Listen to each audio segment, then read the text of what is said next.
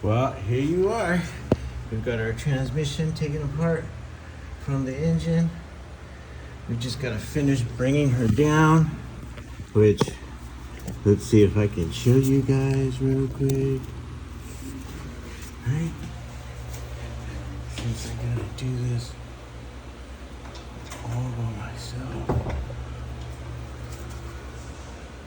And sometimes it's easier just to take it all off, so that way we can just roll it out. And I didn't even use my transmission cart because it wasn't gonna give me enough space. So now we can do this. Whoops. Push this back in. Oh! And then we'll go ahead and push it out.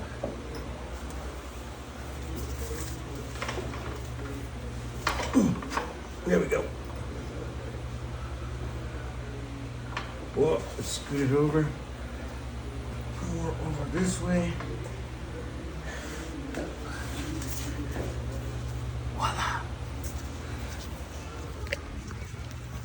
We still have to take this off to get behind the seal that's right here that's leaking.